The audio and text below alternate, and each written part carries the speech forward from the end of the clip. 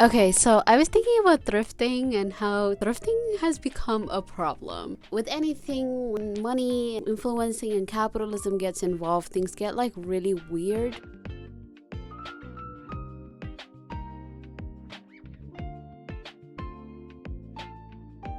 I'm talking about influencers making a whole situationship with thrifting and using it as a way to climb up to buy antiqued thrift items. Coming from like an immigrant background, thrifting is something that I learned to do before I even knew what thrifting was. Just we called it secondhand salvage. What is my issue? What is my issue? Influencers are making a lifestyle accessory with thrifting. I also feel like there's this binary conversation that we fall into, like if we're thrifting, then we're not contributing to the things that go into the landfill.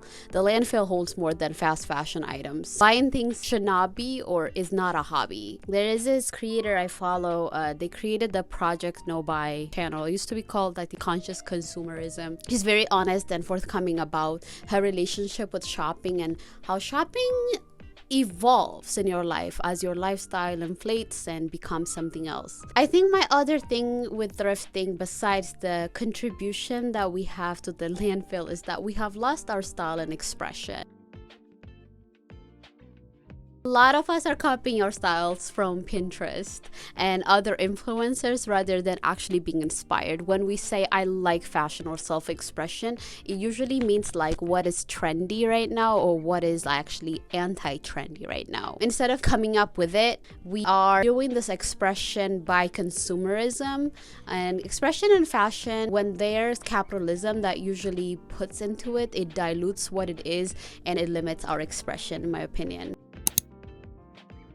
We're kind of thrifting because we're resisting fast fashion. Now we are shopping at thrift stores for whatever reason. Taking that and putting it with online shopping, which is supposed to be this frictionless, very intuitive, very fast, blacked out, and you have like 5 things on your cart process, and putting that on the computer, something about that feels like wrong.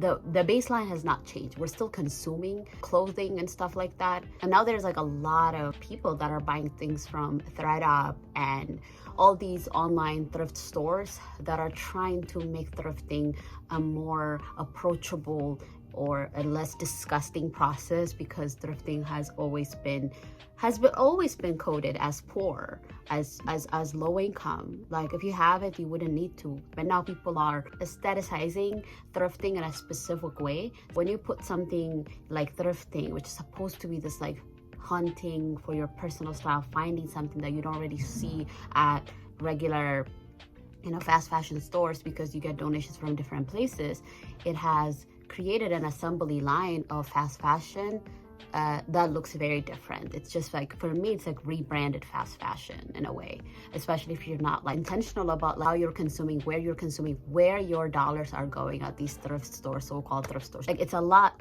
better than consuming at H&M or whatever. Even when you go to like, Salvation Army now or Savers or, the bigger thrift stores, what you find usually is a lot of Shein, a lot of Target clothing, like the universal thread, like fast fashion clothes that has lived over its welcome in the like fast fashion stores.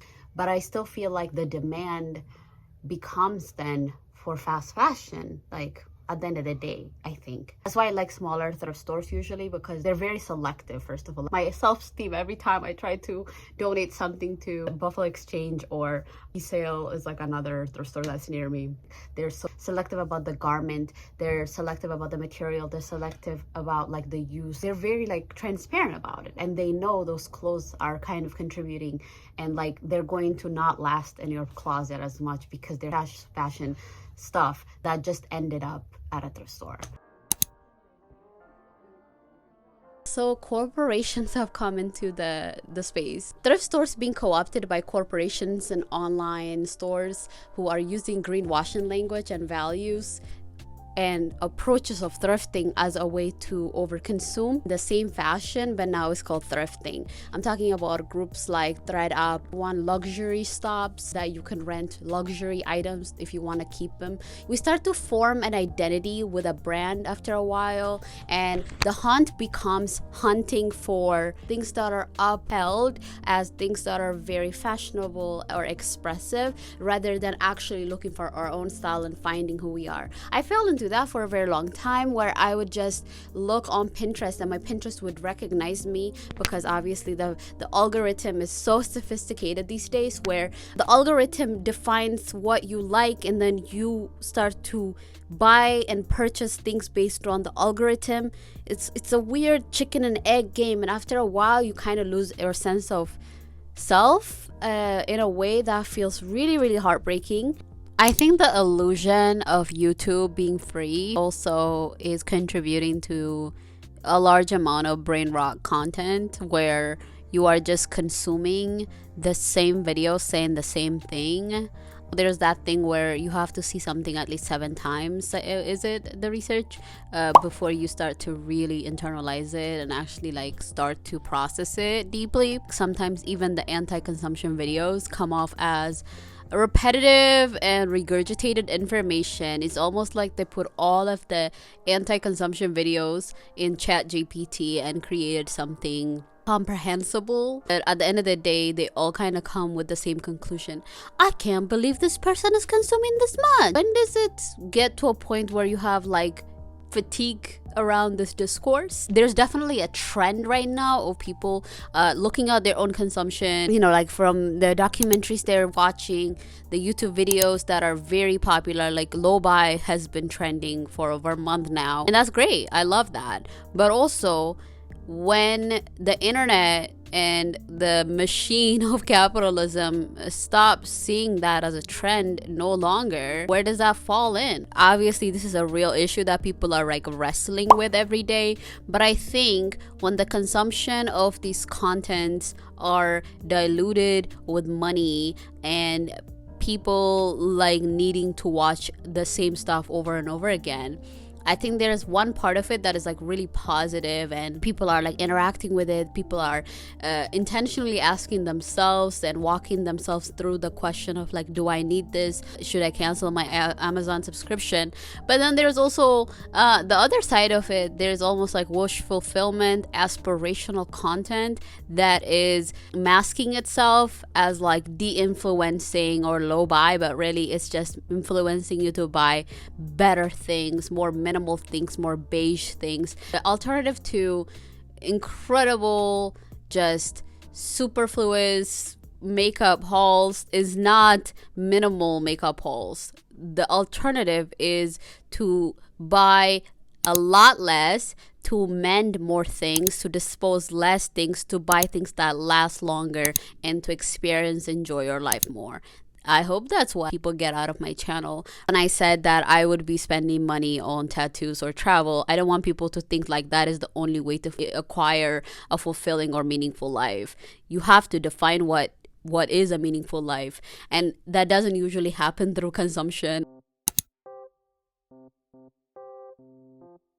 There's a lot of items that are being created that their life cycle has become shorter and shorter and shorter. That goes for electronics, clothing that we wear, furniture, even in our homes. The material has degraded, is not what it used to be. I think my approaches recently has been nothing comes from like a box from Best Buy. I don't think I've bought any new electronics in over 4 years. I don't really like the idea of a capsule wardrobe, but I do like the idea of kind of creating like basics and then things that are more accessorizing with what I'm feeling for that season, mood, moment. And as I've gotten older, I think my style has also gotten defined more and more, and I love fashion so much. Don't mind going thrifting and thrift shopping for the things that I like. There are some things I draw the lines on, like jewelry. Jewelry feels incredibly tender and personal. Why I even started this channel, why I even started to create. I don't want to create so that I can get a bunch of sponsorships to come to me, and then eventually my content and my style gets diluted, and then after a while I'm like a walking brand ambassador, and to me that is very dystopian. No matter how intentional creator is, as soon as they accept a brand deal, something happens. I don't know how to describe it, but something happens. I think one of my most regrets is doing a partnership. I actually like, but recommending it to folks, especially folks that watch my stuff because they like my content and my personality, how I talk about things or whatever. I don't know, like something about it feels incredibly eerie. I'm putting a commercial in the middle of someone telling you an oral story. Because of that, I have decided that sponsorships are just not my feat. Doesn't mean anything about someone is to take a sponsorship or anything else like that for their channel. That doesn't mean anything. This is just the name of the game. YouTube becoming a job in this way really makes me uncomfortable.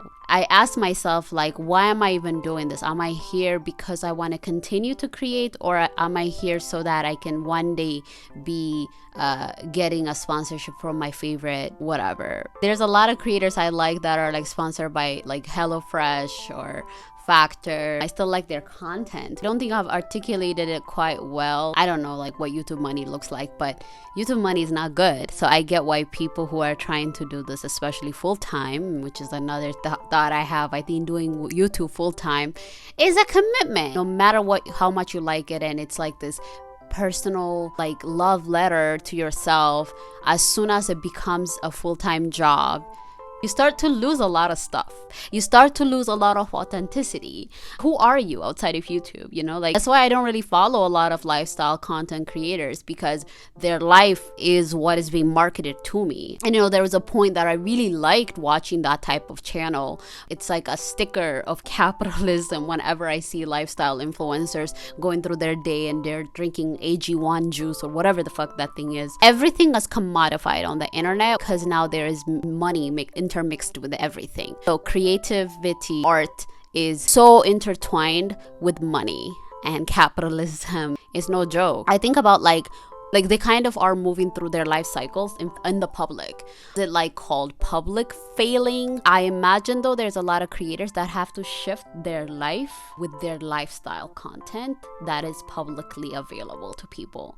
That is stressful. That is stressful. Even when I got like over 100 followers that were new, thank you by the way for being here, I appreciate you. I was like, oh, like I gotta utilize this. The same thing happened on TikTok when I got this like surge of followers. I was like, I gotta utilize that. And because I was trying to do what has been told to me multiple times. What does it look like to fucking disrupt the algorithm? I think like we're always trying to do what the algorithm wants us to. The algorithm is like feeding us. The internet, your story doesn't really matter. After a while, you become a commodity as soon as you start to follow the path of the algorithm. I really don't want to be doing that.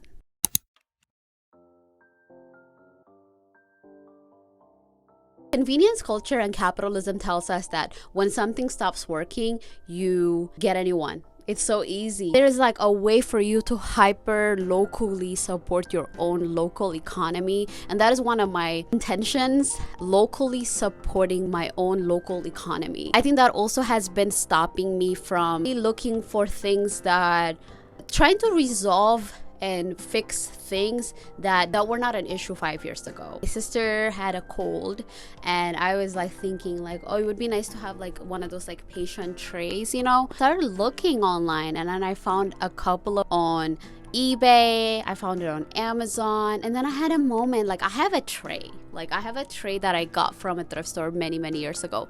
It can be multi-purpose. We don't need single-use things for one occasion. Okay, when someone is not sick, what is gonna happen to that tray? We can use it for tea. I think as I'm getting more into the intentional consumption and like really getting in my low buy situation, I think it is also really important to think about, I think, my own presence and my role in my economy. The way that I make impact is through my dollar, because I have the resources and the time to sit down and think about these things. For me, I have to think about like, where's the labor cost of these things?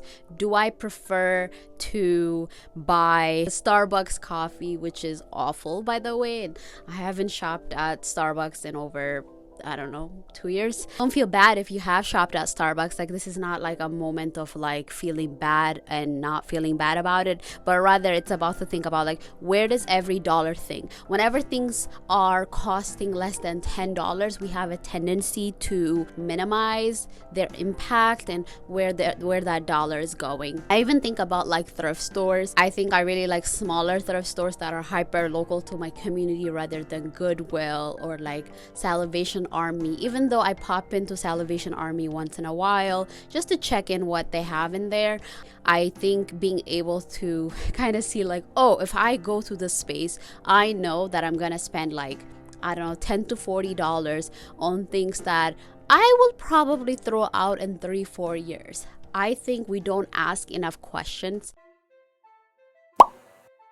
I watched the documentary Buy Now recently. It like really articulated a lot of things for me, but one of the things that they talked about is like a lot of these online shops like Amazon, for instance, who contributes like largely to greenhouse emissions and many things. They wanted to reduce the time that people have when they think about an item. Like, they wanted it to be frictionless as possible for us to have an idea. Oh, it would be nice to have a laptop stand. Let me look up laptop stand. You put it on your cart. Oh, you're $5 away from actually being able to get free shipping. Okay, I'll put something else. Oh, actually the $5 did not go all the way, and so maybe add $2 more. So now you went on to just to check this laptop stand randomly, and now you have added 3 items and you have been charged, I don't know, $29 or something with everything that you didn't even imagine that you were gonna get today. So think about that. Like, I think every single day millions and millions of people doing that. I'm not a big advocate of like, oh, like personal responsibility, everything, and that's how we like curb like a lot of the greenhouse emissions and the environmental degradation that we're causing, because a lot of that stuff is caused by corporations. No ethical consumption under capitalism comes up. I see a lot of people taking that really deeply to heart and like either consume, order as much as possible, or actually we are not consuming anything, we're not doing anything. Like, it's like the opposite, and then that person becomes almost like a preacher to the other group, and then there is a cognitive dissonance, and then like there's an isolation that happens.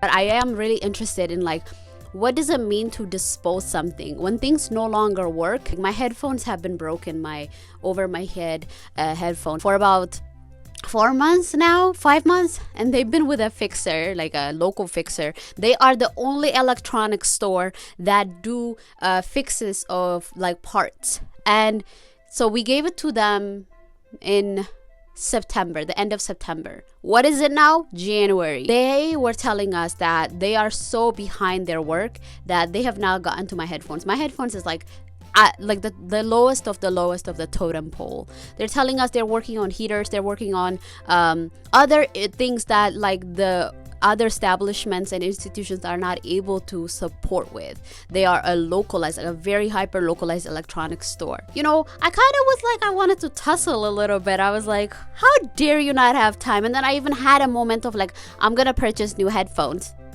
which is probably what's gonna happen because I need them and I have like a really bad fear of flying, and I'm gonna probably end up purchasing like secondhand headphones from eBay or something. I said to myself, I'm gonna give it until the end of January, and we're gonna see what's gonna happen, because my fear of flying and the fact that I don't want to be consuming even more headphones, even because this part, if it was to be fixed at a timely manner, if there were more electronic stores that were doing parts fixing, then the demand would be there. It would be a reciprocity in the economy. But like having this electronics store being the only one kind of working on parts, and people not even having enough to be able to be supported in the way that they need to. That does cause us to have more of these like frictionless like shopping experiences, because we're so annoyed, because convenience is a drug. When I tell you convenience is a drug, I don't drive by choice, because I know that if I do drive, I would be incredibly over isolated from my community. The fact that I walk to places, the fact that I take the public transportation and I ask for rides actually makes me connected to my community in a way that I cannot explain to you, especially if you're a person who's like who owns their own car and like likes the convenience of that. Convenience is the thief of community. Capitalism, one of the best things that it has offered to folks is convenience. When I came to the United States, I remember just like feeling so uncomfortable by the fact that I can't just like run across the street and buy cilantro or something. The fact that we had to grab everything in a week, like if that even. Grocery shopping is like you have to make a day out of it. Now I live in a city where you could walk across the street and buy, the cilantro I need, the soap I need, the convenient things I need. And the way that has changed my own mental health, but also the fact that I know who's near me. I know the shopkeepers. I know the coffee shop across it. There's so many things that feel so frictionless. A lot of the time when I feel like I want to purchase something, it is actually like symptomatic of something larger going on.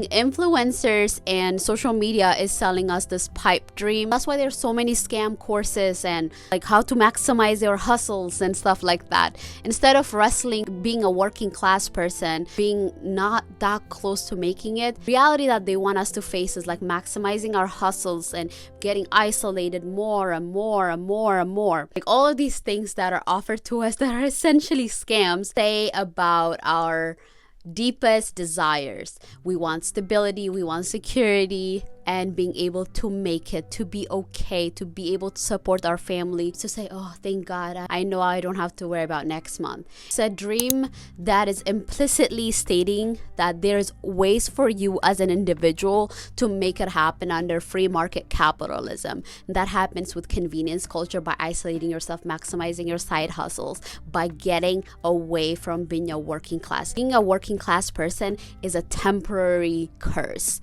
And that is not the reality for a lot of folks. A lot of us are going to be working class folks for the rest of our lives. And I don't think they want us to even think about that. They want us to continually buy stuff, spend money, not think about why we're spending money, why $20 is out of my bank account. They don't want us to think about that. They want us to continue to rack fees, to get into credit card debt, to care about gadgets, new phones, new toys, new shiny things. And in reality, we are missing the foundational things that make us human, which is like belonging, being in community with each other, being fulfilled, being in very strong, powerful, important relationships with the people that we love. And they don't want us that. And I think that's exactly what is at the basis of what this buy now thing is. They want us to buy community, right? Eventually, they want us to buy an identity. They want us to buy a personality.